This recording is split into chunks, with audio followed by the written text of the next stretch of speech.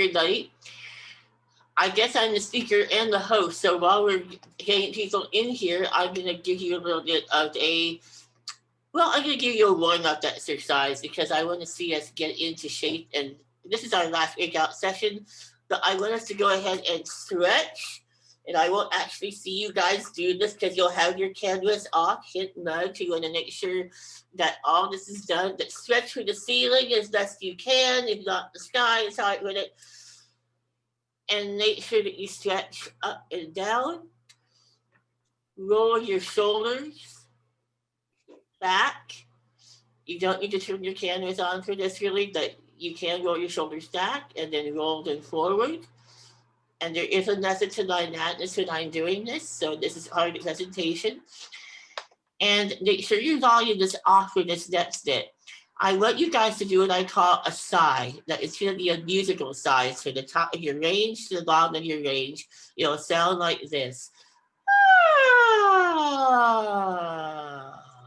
Go ahead and do it for yourself. I'll give you that time to do it. I'm going to have you do it one more time. Ah.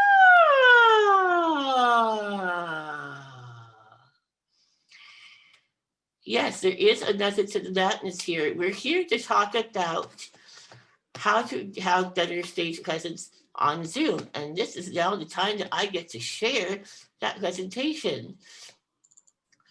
You should all be seeing my screen and go ahead. Can I have someone go ahead and just tell me if you cannot see this? Can you guys see what I have up here? Yes. It should now be completely on screen. Is it good? It's good. Okay, Yeah. excellent. Those of you who are needing to see the screen a little bit better, you can move your pictures. The pictures, if you're on the side, can be moved by simply grabbing a hold of the pictures at the top, moving it up to the top of your screen, or vice versa. So be aware of that. And we're getting started. How to create better stage presence on Zoom. Thank you all for being here. We got a good number of people. And I can tell because we've all been cooped up for so long that many of us are sick and tired of doing this. But at the same time, especially if you're here as a new person who is just beginning to learn how to speak in public, or you are a veteran that you don't know how to use Zoom as effectively as you like, this is the place to learn. And let's talk about how. Stage presence has a number of different definitions, but this is the one that I'm going with. The ability to command the attention of a theater audience by the impressiveness of one's manner or appearance. Presence itself is a very hard term to define.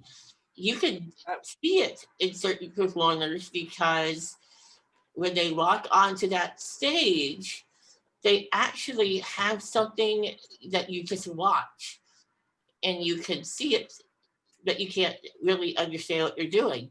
But let me tell you something. Having that stage presence is not the same thing as being a great actor.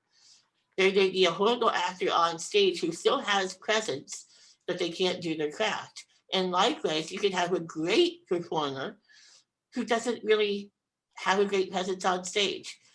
I want to make sure you can be this halfway. A little bit of humor here, which is not completely humorous. Why stage presence matters and why a person with a speech impediment is the best person to teach a better way of speaking. My name is David Freedman. I have a very rare condition called Mobius syndrome. It's an extremely rare neurological congenital condition in which my face is bilaterally paralyzed. I need to speak slowly and emote mostly through my voice, but also through gestures and whatever vocal variety I have, which is quite a bit. There is a tiny amount of facial expression, but it is not really worthwhile for some of the stuff I do. And yet I'm still trying to get into acting as a career. Go figure. The point I will make, though, is that because I've had to struggle more than others in communication, It does make me an ideal candidate for being a speaker because I can teach those lessons, including the most basic. Slow down and allow yourself to breathe. And I will be talking more about relaxation techniques as we move forward in the speech. Here's our table of contents. Stage presence broken down using your stage. Zoom etiquette we touch on briefly. Vocal variety briefly. You can read the rest of this, but the entire thing is basically electronic presentation. We will touch on everything on this list in equal measure, but be advised that here we really want to focus on how we present ourselves in the best way possible on your computer. This is your stage. And in some ways it stinks because it's all you have, but in other ways it has a lot more variety than you give it credit for. Zoom etiquette. Not like I won't be talking that much about it because there's a whole subsection that we could do that could take up the entire meeting. But I will point these things out. First off, you already know this. The audience must be silent during a speech. In some cultures, you may see people like in China, where I was 2 years ago, people they actually have their cell phones out and use them during a concert. That's not the case in the United States, and you don't want to see people texting, and you don't want to hear any extraneous noise. It must be a quiet audience. Know your audience. I'm here speaking to you as a Toastmaster. What that means is I know you very well. I've been here over 7 years, and thus I can tailor this entire presentation to you. But suppose you're going to a board meeting at a specific company and you don't know the culture. Make sure, even before you go, that you are aware of who your audience is and how to tailor your speech for them. There are many ways to do that, but the simplest is to call up or email and say, hey, what can I do to make this a more effective speech? And who are you guys in that I need to know your culture a bit more? See, steps two, I'll just cover briefly. We're not going to use chat during this presentation at all. You want to keep that done. Basically, you can use it later when you're doing questions, and I will read questions off of chat, which is what I say down here. Once we get done, you can send questions to me privately, or you can put them publicly. I will read them, and I will have the full view of the audience on my screen, so I can call upon you if I see you. Again, it might be easier because I think we got now 50 people, so it doesn't hurt to put the chat or your comments in chat. Vocal variety. I think there are maybe 2 people in this entire group who may not know what vocal variety is, and I'm pretty sure everybody actually knows what I'm talking about. In Toastmasters, we talk about it in terms of speaking, and as an actor and a singer, it makes even more difference. Inflections matter. And I will put this directly with using contrast, because when you are in a audience, sorry, when you're on stage, I'm trying to admit people at the same time I'm talking here, you need to use contrast. Loud, soft, high, low, or anything in between, as long as you can make your point. It makes a huge difference to have that variety because it keeps the attention centered on you. It allows you to put your message across in a big way. That said, know your pauses. Absolutely make sure that you know how to create a dramatic pause, because it creates suspense. And not only that, if you need to take a breath, it makes a huge difference. You could also put a pause at the very beginning of your speech. A lot of you don't know this, or maybe you do, that we don't often talk about it. But one of the things we did at Battle on Toastmasters was try an exercise where for 30 seconds you don't say anything. And you let yourself breathe, compose your thoughts, and then you speak. Why that's important is because once you speak, that timer starts. And all of us know what it's like to be on that timer, and myself included. So know your pauses and use it to the best of your ability. Gestures. Funny thing, I'm here using a PowerPoint presentation and I'm still gesturing. But say you can see me well enough and you can see I'm going, hey world, and my gesture is outside the box, literally, because my hands cannot be seen. I'm holding it like this deliberately. Again, I can't stress enough, this is your border. Everything has to be within the computer screen, without exception. When you are on screen, everything has to be noted from here, coming out to about here. You also want to make sure that your gestures match your emotions. One of my favorite examples of how this doesn't work, I've been to plenty of voice auditions for singing, and the person will start singing, and if it sounds even worse, imagine looking at it and you're seeing somebody gesturing wildly because they haven't really figured out how to put the right emphasis on the emotion that they're trying to convey, especially if they're not using their native language, if they're singing a foreign piece, or simply because they're inexperienced. The gestures must be focused. And because I've already kind of gone into it, don't overdo it.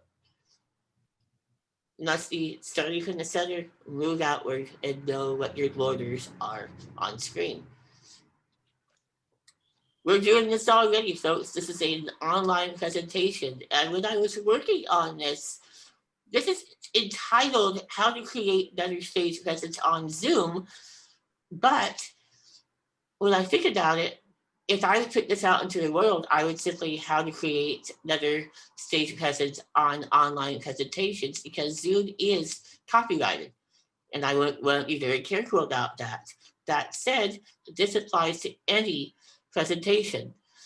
Number one, prepare your presentation before the meeting. Please do this. I've seen people where they come in and they have got their computer or their laptop, but they don't set it up before the speech. I can't emphasize this enough. When you are taking the time to set this up during a speech, it takes time not just from your speech, but from everybody else's speech, as well as from the remaining officers performing their roles throughout the meeting. You must have it ready before you get into that room, or I should say, when you get to that room 15 minutes in advance, which is what we do at our club. Make sure it's ready to go, test it, and then you go into your speech. I touched on this earlier, but I'll make the point again. Match your message on screen with what you want to tell your audience. Absolutely. Because well, I'll be talking about that backgrounds very shortly. If you have a message on your screen that is different from what you're telling your audience, you don't want to cross your screens. It's a that way of putting it, that you definitely want to make sure that you're not working at cross purposes. Have on your screen the message you want to tell. Make sure that you prepared it in such a way that it makes sense to the audience. If you have time to answer questions later and your audience is going, huh? You probably need to make your point a bit more succinctly and directly. Finally, thank you to David and Heather at Moser for looking over this, and they made the point very clear. Abbreviate your points. Because when you're getting, yep, I see David going thumbs up. The whole point is you have to keep this brief. You have to put this in such a way that it matches the time that you are allotted. Simple as that. We get to the backgrounds. Keep your backgrounds clean. It is essential that you do this. I'll be talking about mushy backgrounds, and when I get done with this, please remind me. I will show you what I'm talking about. But in essence, you want to have a clean background, including your real background. I'm in my, I'll call it my living room, dining room, and office area because I live in an 800 square foot apartment. The table behind me used to be very dirty and it can't be anymore because I have to be on screen a lot. Again, the background should match your message. If you have a virtual background, you may want to be patriotic and put a flag up. But if that doesn't match the message you're putting out on, say, talking about Elon Musk, it might be better to have something related to Elon himself and how he created many different products and how many companies he started. I can't emphasize this next point enough. You need good lighting. People who are in rooms where the light is uneven, it will be obvious to those of us watching you. A good example of this, I was watching a friend, also a Toastmaster, excuse me, whose head was entirely silhouetted. The light behind him was very bright, but he himself was in shadow. You need to be seen and heard as a performer. You must keep yourself in good lighting at all times. I'll be talking about mushy screens, but basically what I mean is if you have a background and somehow it puts you in a halo, the background just somehow doesn't quite match or it completely covers you up, you don't want to do that. It should be a very clean and concise background. One example might be it you might not see your picture at all, but some of you use the timer method where you put a green, yellow, and red light on instead. That's perfectly fine. But if you need to be seen, make sure that background does not obscure you. It can be very distracting. And here's an example of a clean background. Again, my office, living room, dining room. Notice the looks in the background? Yes, David reads. I recently got a tripod from my mother. That's there because I don't have really any other place to put it. But it's fine because it sets the tone of where I'm at. Every background that you have, if it's a real background in particular, don't make it look like this. And yes, you can chuckle all you want. I actually used to have a table that was sky high with papers on it because this is my office and I didn't have a lot of places to put it. And it doesn't help. Don't look like David with a hat on. Don't look like David with your birthday hat in the background. Don't have pillows, books, or other things that you can see, or boxes. Make it look like that. Make it clean, make it easy to see, and absolutely keep it that way. I mean, when I have a meeting now, that table has to be ready to be cleaned off in a minute's notice. Literally. We're coming close to the end of this, and I won't be asking or answering questions from you guys, but I want to go over some other highlights here. Obviously, you want to check your lighting and sound. I hope people can hear me perfectly well, and I'm speaking in a pretty decently loud voice to do this anyway, but always do this before you get to your speech. I have one person in my other club who, when he's talking, he holds up his microphone because he's wearing headphones. I prefer that he could use a microphone that's more effective on his computer, but some people have what they have.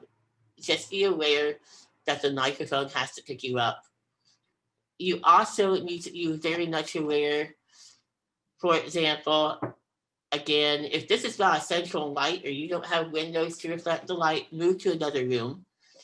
If you have a laptop, that allows you to do that. If you're on a phone, I didn't really address this earlier. Some of you may only have a phone to log in which case, local variety is all you got. Use it and make sure that you can mute and unmute because it makes a world difference. I will show you the ring light coming up, and I believe I've already said enough about the microphone anyway. So this is a ring light. When you have a room that's unevenly distributed with light, this can fit on your desk. It's not a great picture. I know it's a little blurry, but It's one example. These could go as low as $7.99 to $80, depending on the size of the light and the power of the bulb. But they're easy to get and to have shipped to you. Highly, highly recommend this if you don't have a great place to set up otherwise for your lighting, because it can make a world of difference. Presence, that hard to define quality, and yet I will try to define it again. You get up on that stage, or you watch someone else get up on that stage, and they radiate confidence. Or if that's not in the role that they have, they still radiate the emotion that they're trying to put out there. That presence is powerful, and it's necessary for all of us on a computer, especially since you have to create your own presence in a different way than you would on stage. But relax. Number one thing, relax. I had us do those warm-up exercises for a reason. Whenever I said these are part of the presentation, they are. Roll your shoulders. Breathe. Do whatever you need to do to relax before a presentation, because it all helps your presentation. All of us have seen people come into Toastmasters who are so nervous when their first speech is going on that when they get better at it, you see them relax. I've talked about this before, and I recognize that the guy with the facial paralysis is telling you to emote, but emote. Use your voice. Use whatever you got up here, gestures. And of course, if you can stand and you have a way to show yourself on screen doing that without disrupting what you're doing, fantastic. Find a way to block your speech, but emote. And finally, have fun. The more that you enjoy what you do, the more it shows to the audience. If you're telling a personal story, so much the better. Make us believe you. If it's a tall tale, make us believe you. But have fun with it. Nervousness is to be expected. Go with it. And I'm going to quote PJ Kleffner on this. I don't think he's here, but he's my mentor, and he actively says, we are here to fail. That's not to condemn us, but actually to tell us, embrace the mistakes. Enjoy the fact that you're on that stage, and above all, just have fun. You won't get your evaluation. You'll learn how to improve. You'll learn how to challenge yourself, and just enjoy it. If we were perfect speakers, we would not be here at Toastmasters. So here is my call to action.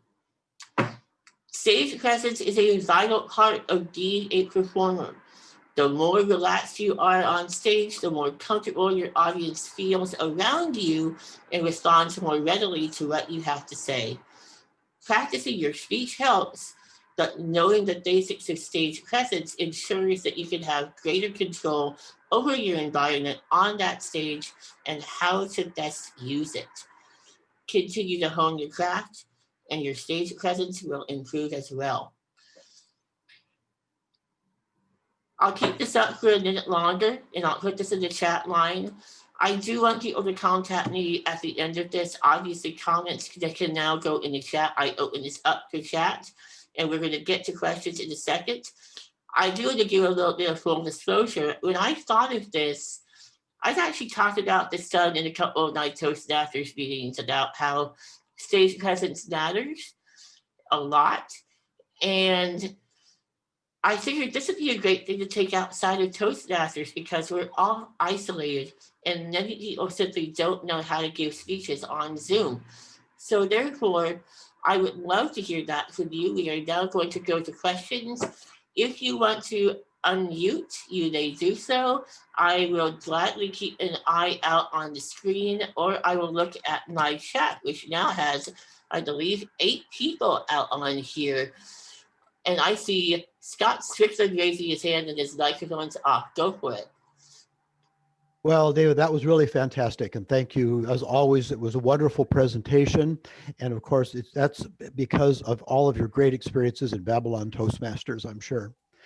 What I want to ask about is that what happens when you have virtual backgrounds and as you turn and move, you gradually vanish into them, which can be very annoying. So again, with the virtual backgrounds, when you vanish into them, do you know what causes that? And can you help us a little bit with minimizing that? I'm going to do this right now because you talked about something I wanted to bring up. I talked about mushy screens. I'm going to go to video settings. I'm going to go into backgrounds and filters.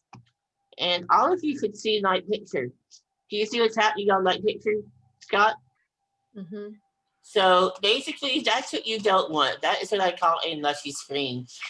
If that is happening to you, honestly, I would say get rid of the virtual background entirely unless you can find a way to make it work. Because if it's distracting to you, it's going to be distracting to everybody else. I can't find a workaround for that on my computer. I know I'm going to take on David Johnson because he always has the greatest backgrounds I've ever seen. But David, do you have an answer for that as well? Yes, actually, it was in my other club. You can go to the dollar store and get a green plastic tablecloth for about $1 and a couple of cardboard boxes, flatten them out, and then put the green tablecloth over the cardboard and put it behind you, maybe stacked up by a chair, and that will be your green screen. Thank you. I'd like to offer a tip as well. If you go into your camera settings or the background settings, and if you're experiencing like that disappearing as much as David did, look for the little check box that says I have a green screen and turn that off and see if it fixes it. I'm not usually I can put a green screen on here, unfortunately, and mine's an older computer. Catherine, I just saw you're going on. Go ahead. Catherine, yeah, did you want to say something? Oh, hi, yes. First of all, thank you for your presentation. Lots of great information that I will use. But my first stumbling block is getting my camera to turn on so people can even see me. And when I first started Toastmasters, which is pretty recent, I did have my camera working, but I don't know what I pushed that's now caused it to, even when I try to turn it on, nobody can see me, and many people have tried to help me fix it. It doesn't fix. Any suggestions on how to fix that? Sure. And if you want to take it offline, we can. Catherine, when you've got, when you click on the camera, the little arrow to the side of that, does it have a select camera? Does it show that it's hooked up to a camera that you can select? It said it was on integrated camera. Yeah, email me. Okay. I'm not sure if I can help you fix that or not. Okay, who am I talking to then? Or what's your email? I'll put it in the chat. Put it in chat. Okay, thank you. And I see Lawrence has his hand up. Hello, David. That was a great presentation. I bought a new laptop at some expense recently. It's an Apple MacBook Air. I did not realize that buying the cheaper version, which has an i3 chip, you cannot do virtual backgrounds. You need the i5. There's a piece of advice for anyone buying a new computer. Yes, and great point. It's the same thing I mentioned earlier. An older computer may not have those. And thank you. I'm going to mention this one from Brian McCready. Is there a way to stand up away from the computer to present yourself? Yes, and if you have a camera on you, it actually could be a bit better. There are ways to do it. If you have a laptop and you can set that up in such a way that you have it on the stool, it's not easy to do, but you can do it. So I'll kind of demonstrate. This is kind of what you don't want. You're only going to see David's Argyle sweater. It doesn't help. You do need to have it set up in such a way that it hits your head even. That tripod that I have there in the background, if you can see it, I filmed on that. And if I was going to do a video presentation, that would be how I would do it. But I really need to use something that's connected to the computer. And that's something I don't have complete control over yet. But I would say find a good camera or use a computer in a way that would really help you do that. I'm thinking maybe practice and have somebody, because you can't see yourself. Yep. You can't see yourself up close when you're back away. You can't really you can't really see how well you fit into the screen. And if you have another person helping you, that makes a huge difference. Absolutely. I'm going to go through the questions right now on here really quickly because I can't see everybody. Why don't I go ahead and just ask, are there any questions? We've got 50 people on here and I can only get 25 of you at any one time on my screen. So speak up. I see Jim, go for it. Yeah, hi, David. Wanted to ask what diameter of ring light you'd recommend. I've seen 6-inch and 10-inch advertised. You can find these online, and I know that I could actually find it for you, or you can just type in ring light online and put in diameter. I know that they come in all varieties. The one I showed, I think, was a 6-inch, but I don't know what kind of room you have. Keep in mind the room that you have and how much light you have, it can really affect how much light you need. So I would go online and check that out, and I can probably send you that information as well if I can get to my screen here on that later. And I'll put my contact in here right now so people can contact me later. But good question.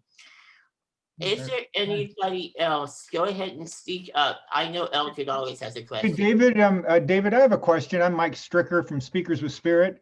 And Yeah. I just noticed that a few minutes ago, David Johnson, he put in a background while we were talking. How did you do that, David? What did you click on to do that? Because I've only been able to do that before the meeting where you go in and do it there. But how do you do it in this screen?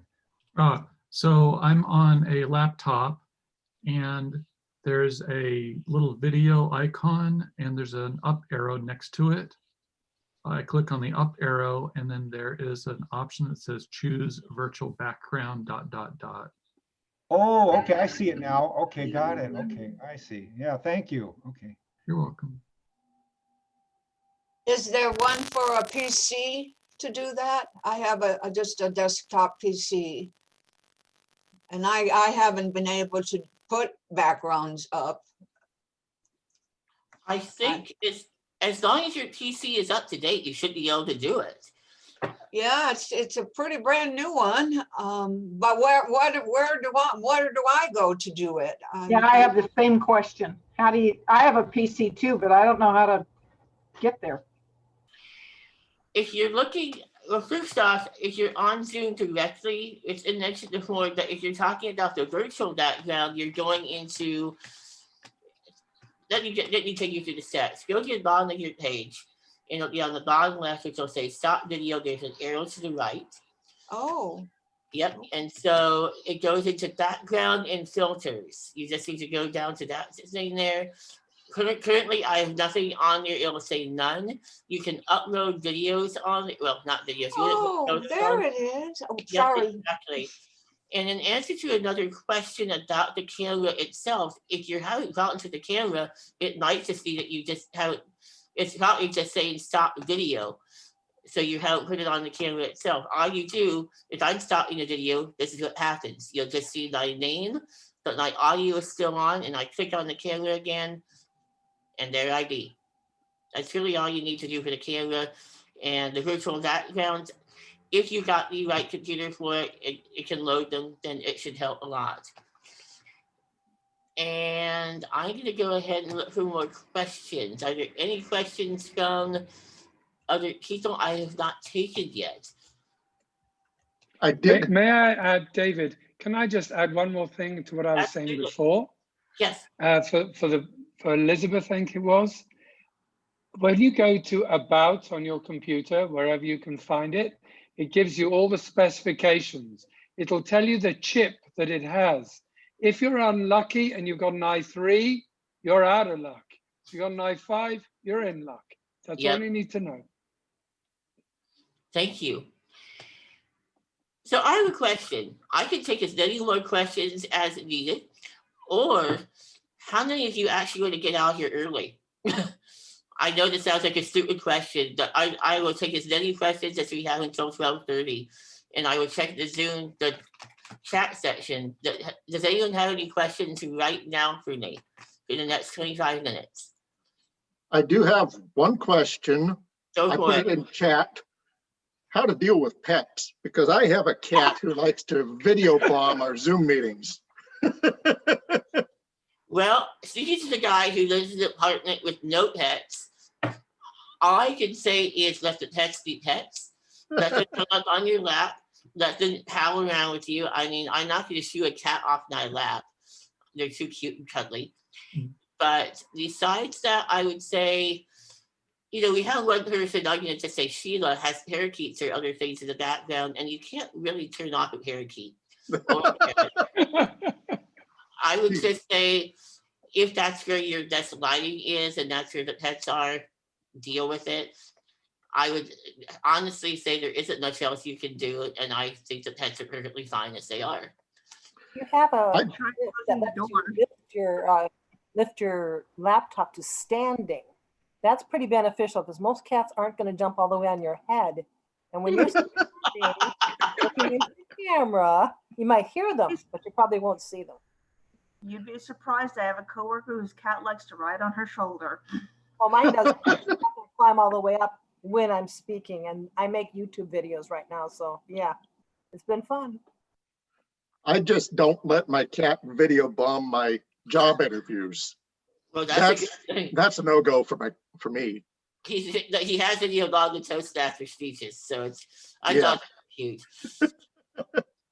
Yeah, unfortunately, I have to be available for my dog when the emergency arises because I do not want to have to deal with that after the meeting.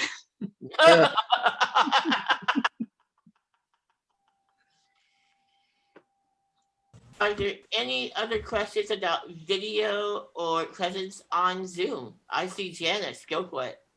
Hey, I've done a couple of speeches where I set up my laptop on a little table in my living room and moved around a lot.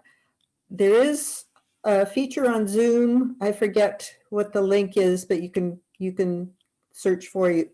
But it's a Zoom test, and it's just for a few minutes. But you can see yourself on Zoom, and so I use that to set up the laptop so that the part of the room that I want to use is what's in frame, and the mess that I've pushed out of the way isn't.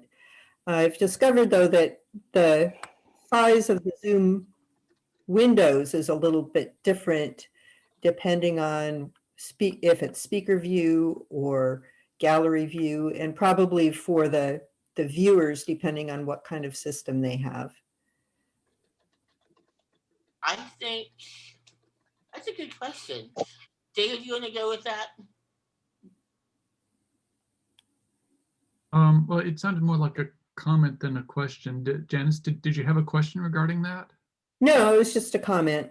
Okay, yeah, and thank you for the comment, because I used to have a laptop and I would love to have one for the flexibility it offers with the camera. And thank you for the mentioning that.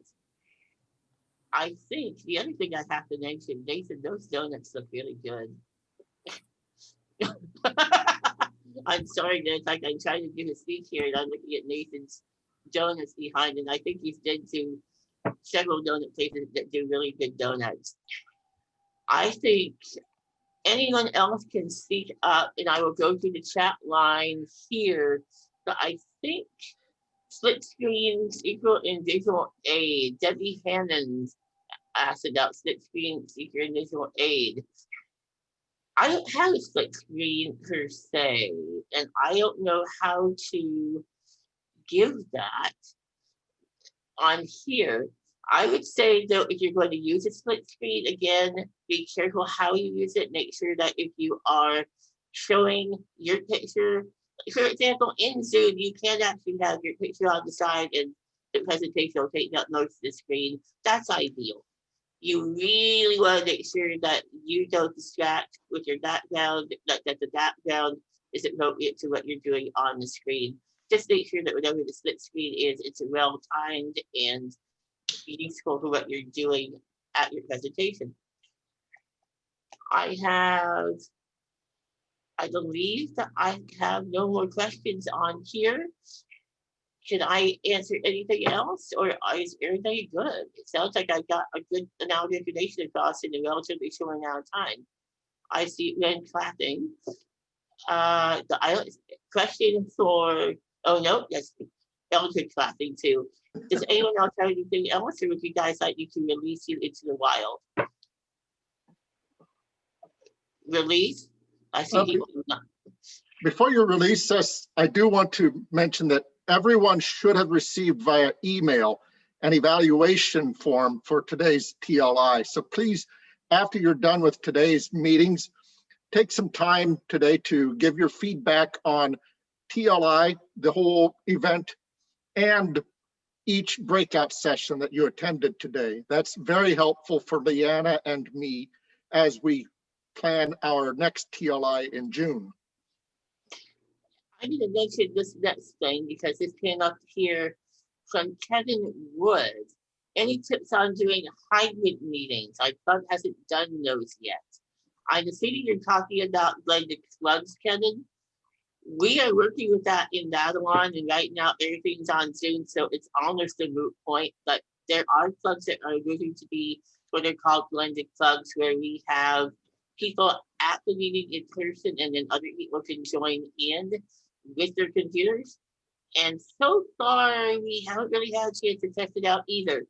We'll stay tuned on that, and we'll let you know how it goes, because thankfully, I'd love to see how it works myself. And I'm sorry I can't give you more information on that. One final note from me, I would love evaluations too for this, because I'd like to know what I can improve on and how I can challenge myself. I will stay here for 10 more minutes if people have any questions. And unless anyone else has anything to add, or Nathan wants to share his donuts with me, I will call this meeting adjourned, and thank you all for being here.